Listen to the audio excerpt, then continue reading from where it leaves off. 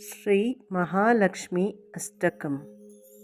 नमस्तेस्तु महामाये श्रीपीठे सुरपूजिते शङ्खचक्र गदाहस्ते महालक्ष्मी नमोस्तुते।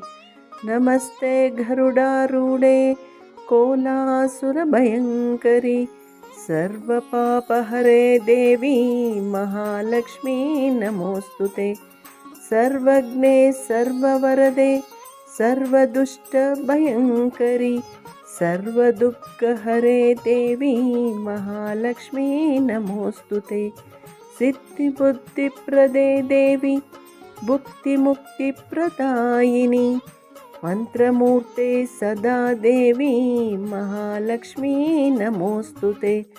आद्यन्तरहिते देवी आदिशक्ति महेश्वरी योगज्ञे योगसम्भूते महालक्ष्मी नमोस्तुते। स्थूलसूक्ष्मे महारौद्रे महाशक्ति महोदरे महापापहरे देवी महालक्ष्मी नमोस्तुते।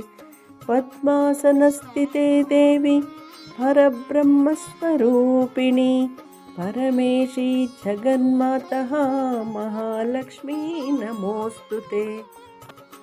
श्वेतांबरधरे देवी नानालङ्कारभूषिते जगत्स्थिते जगन्मातः महालक्ष्मी नमोस्तुते। महालक्ष्म्यष्टकं स्तोत्रं यः पठेत् भक्तिमान् नरः सर्वसिद्धिमवाप्नोति राज्यं प्राप्नोति सर्वदा। एककाले पठे नित्यं महापापविनाशनं द्विकालं यः पठे नित्यं धनधान्यसमन्वितः त्रिकालं यः पठे नित्यं महाशत्रुविनाशनं महालक्ष्मीर्भवेन्नित्यं प्रसन्ना वरदा शुभा। इति श्री महा इंद्रकृत महालक्ष्म्यष्टकस्तोत्रं सम्पूर्णम्।